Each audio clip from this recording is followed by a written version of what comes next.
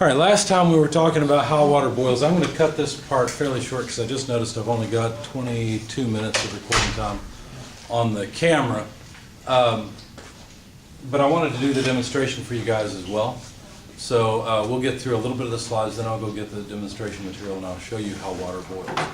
I know you've seen it before, but you might be interested in this. I need a volunteer during the demonstration, so I'll get somebody to come up and hopefully you guys can trust. You want to volunteer? Okay. All right, we've got our volunteer. So when water boils, usually we talk about water boiling or anything boiling well before it begins to boil, well before it's at its boiling point. As you add energy to the substance, what happens is the temperature changes. That's the first thing. And that's exactly what you would expect, right? When you add energy to a substance, its temperature goes up.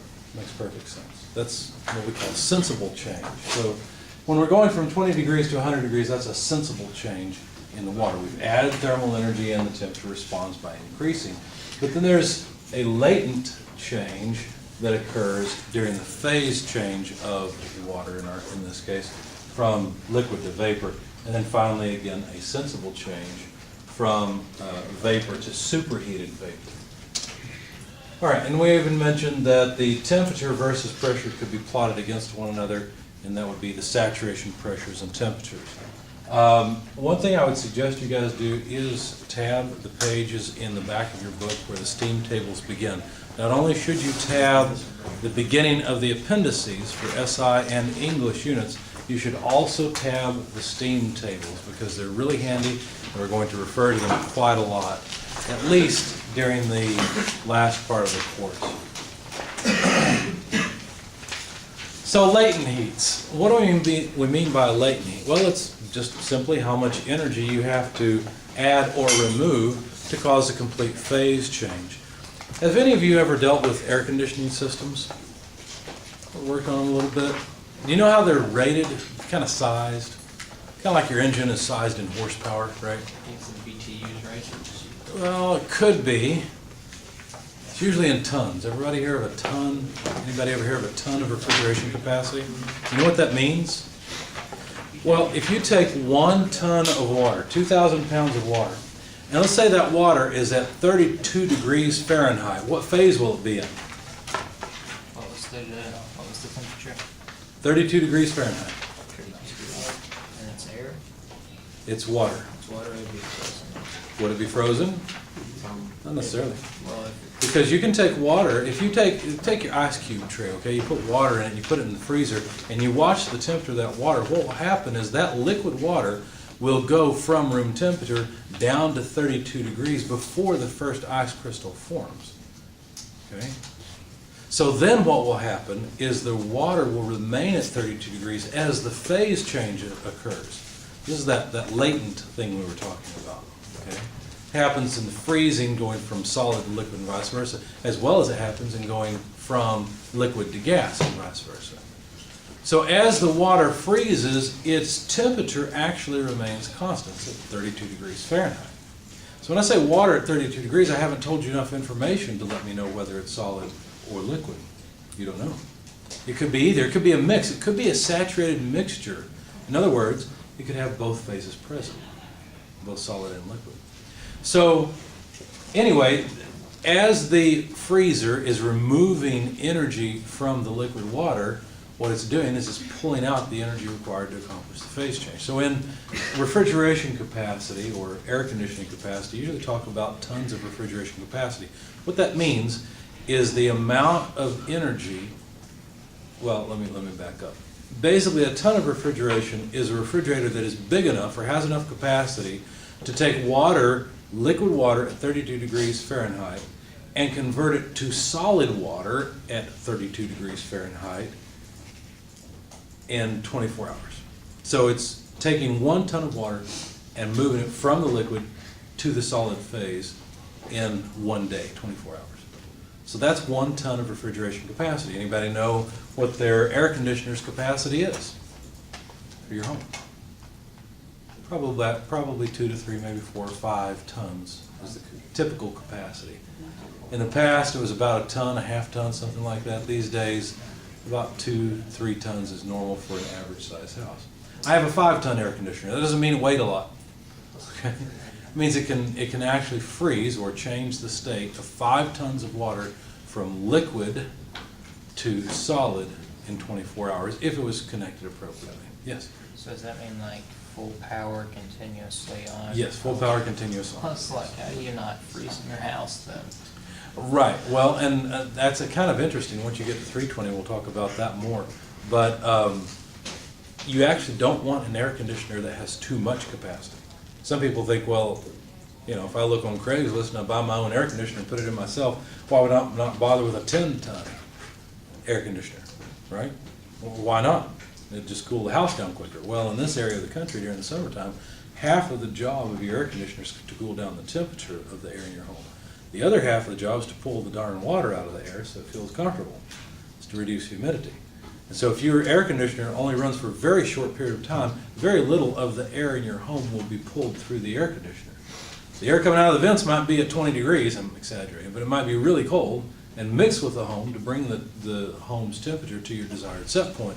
But you really need to cycle all the air in the home through the air conditioner so that all of the water vapor in the air can be pulled out and converted to a liquid. Yes? So when you set a temperature on an air conditioning unit, is that really like maybe setting a time for it to like pull air through the system to cool it?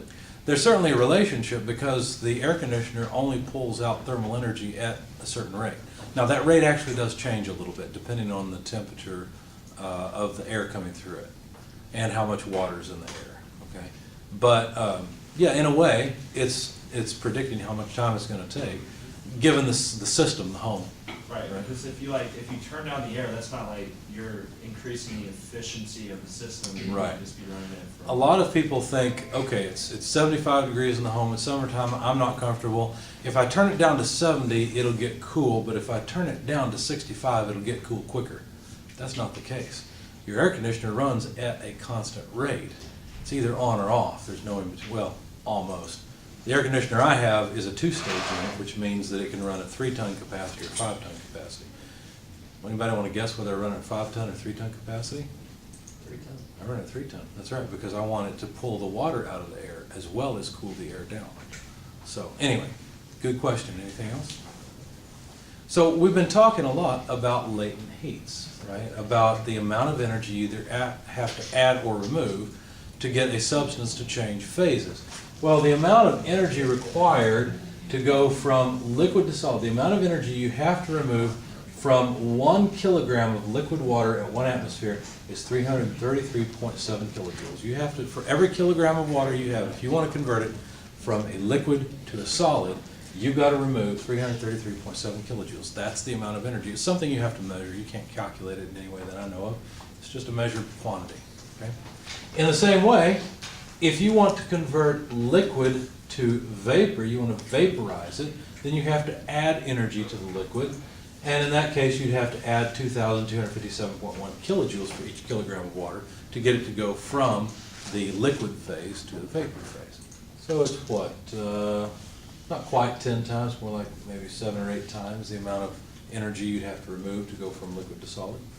So it's interesting that there's that difference. I don't know what that difference really means, but the point is that you have to add or remove energy to move between phases. Okay? Obviously, the temperature at which vaporization occurs is different than the temperature at which solidification occurs, or this is the word I'm looking, freezing. I really like this animated GIF. Ironically, I think I found it on a Purdue website somewhere. But it's a beaker with water in it that is boiling. So that when you first put a pan of water on the stove and you turn on the fire or your burner or whatever you have, the first bubbles you see coming out are actually not vapor steam. They're instead air that's dissolved, well, oxygen that's dissolved in the water. That's the first thing that comes out. But as you continue to increase the temperature of the water, it eventually reaches that magic 100 degrees Celsius temperature. Why is it there? Good question. I don't really know. I just know that at 1 atmosphere of pressure, you have to bring the water to 100 degrees Celsius, and then it will begin to boil. So anyway, these are supposed to be vapor bubbles, so they are water that's in the vapor phase that's rising through the liquid. And here we've got an extreme zoom in on the side of one of the bubbles. And it wouldn't look exactly like this. We couldn't see it because of problems with our eyes and other things. But if we could, you can imagine it would look something like this. You can see these water molecules where the red sphere represents the oxygen and the two smaller white spheres represent hydrogen. So it's H2O, or dihydrogen monoxide is another way of saying it. Anyway, so over here we've got all these water molecules that are loosely bound together. They're attracted to each other. And so they're in the liquid phase. And over here you can see the molecules of water that are in the vapor phase. Now, this really helped me a lot when I first saw it many years ago. When I was taking thermo? I don't remember when I saw this first. Anyway, what's interesting about this is some of the water molecules in the gas phase that are moving around will come and land in the liquid and disperse their energy, their momentum, into the surrounding liquid and just be absorbed in the liquid. And it's possible for several water molecules to collide just so with one water molecule and move it into the vapor phase.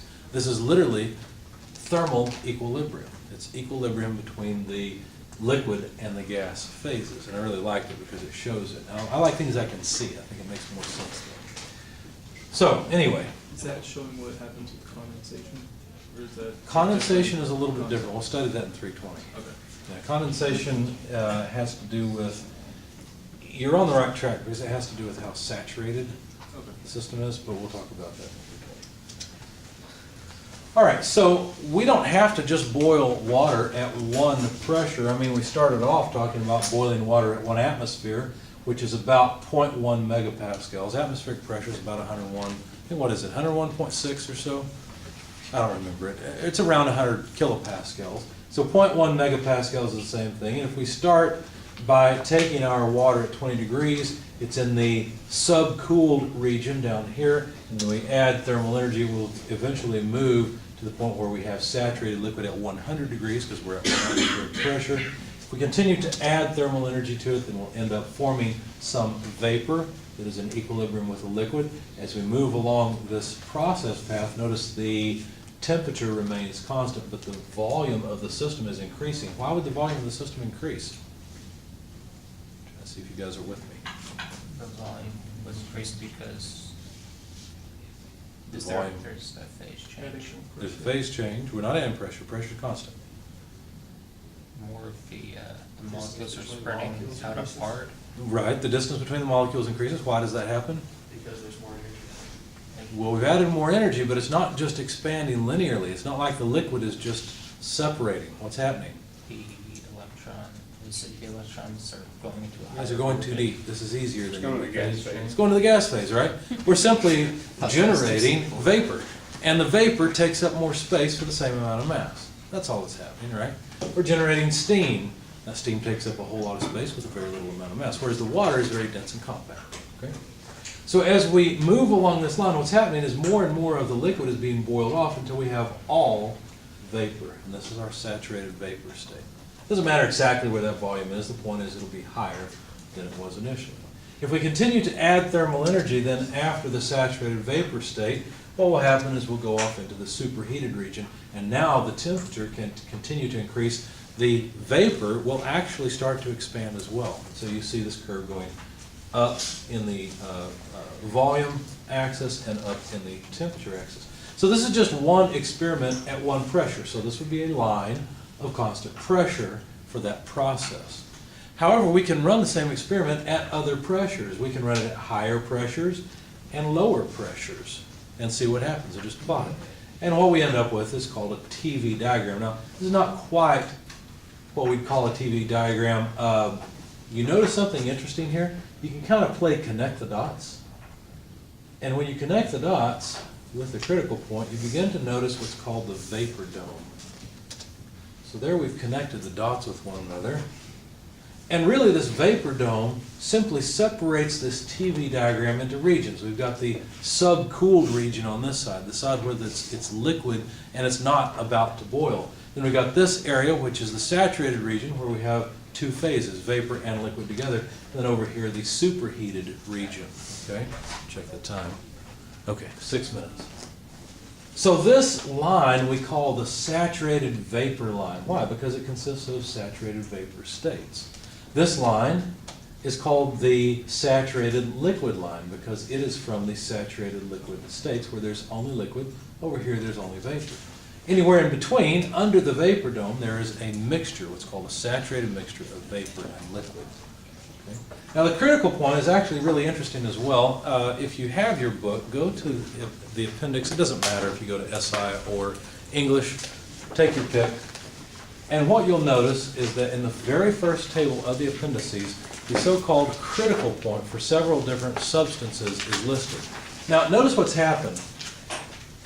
The amount of time or space or energy required to transform from the saturated liquid to the saturated vapor state has gotten smaller as the temperature has increased. 'Cause in fact, the particular pressure where the amount of energy required to move from the liquid to the vapor phases is 0 is called the critical point. Okay? And the critical point is listed for many different substances. We've been talking about water, so see if you can read off the critical point for water. What temperature and pressure does water have to be at to reach its critical point? 373.95. Yeah, because this is probably for water, isn't it? 373.95 degrees Celsius. What about the pressure? You can read it off also, can't you? You can see Yeah, it. 22.06 There you go. megapascals. And that's what, I just got it from your book, right? So you can read off the critical point for several different substances. So is that where it would instantaneously change from? That's right, that's where it would instantly change from a liquid. All of it would just suddenly be vapor, Okay. which is interesting, yeah. Critical point transitions, you can find them all over YouTube. Just look up critical point transition. I think I've seen one where, I think Professor Dew showed us, it was a point where all three phases tried to like coexist at one point, and I can't remember. We will what it get to was. that in just a moment, yeah. Yeah, that's called the triple point. Okay, so if we kind of invert it, if we make the experiment lines or the process lines that are constant pressure lines, if we make those dashed and make the vapor dome solid, then you can more clearly see the vapor dome and its regions. So to repeat quickly, the left-hand side is the saturated liquid line, the right-hand side of the vapor dome is the saturated vapor line. And like I said, this is all, I kind of jumped ahead to this slide in the last slide. We could do the same thing. Remember I told you Sharknado 2? Right, we had so much fun with the first one, we made another one. Okay, well, how water boils part 2. Well, what's going on here? Well, here what we're going to do is keep the temperature constant. We're going to add thermal energy, but keep the temperature constant. How could we do that? Well, if we remove weight, in other words, if we remove pressure from the system, you could actually, as long as you remove the right amount of weight, you could actually maintain the temperature constant. Seems crazy. Why does it seem crazy? Well, it's something that you haven't done. The only reason that boiling water seems natural to you is because you grab the pot, you put some water in the pot, you put it on the stove, and watch what happens. You might not have realized that the steam and the liquid were at the same temperature, though. Right? There's a little bit of insight you may not have had until this class. I don't know. Maybe you already knew that. But you can actually do this experiment as well. So if you very carefully control the force and therefore the pressure on this liquid water and add thermal energy, you can hold the temperature constant. So if we slowly remove pressure from this system, what will happen is we'll eventually reach a point where the temperature, now our temperature here is a little different. We're running at 150 degrees Celsius, so our pressure is more than an atmosphere instead of megapascal. At 150 degrees Celsius, once we reach 0.48 megapascals, in other words 480 kilopascals, what will happen is we will reach the saturated liquid state. So we're about to vaporize our first bubble of steam. If we continue to add thermal energy, we actually don't have to change the weight or the pressure on the system. It will naturally just stay at 150 degrees.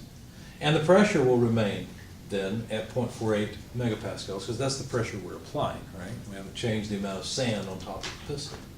So as we add thermal energy, what will happen is the same thing that happened before. We'll reach a point where we've got some vapor and some liquid in equilibrium with one another. As we add more thermal energy, more of the liquid will go into the vapor phase. Eventually, we'll have all vapor. And this will be a saturated vapor. If we then continue to add thermal energy, we will have to remove more and more weight, or in other words, pressure, off the top of this in order to maintain the temperature at 150 degrees Celsius. So if we look at this, we've got the same behavior we had before. We've got this constant pressure and constant temperature phase as a result, or transition, I should say, because it's a phase transition. And we've got the sensible change where we have to change the pressure to get the temperature to be constant, latent change, and then another sensible change. Now this doesn't look as much like a sensible change because the temperature is not changing, and that's what you normally expect to see change. All right, we are out of time, so I'm going to stop, upload this video, and then show you the demonstration.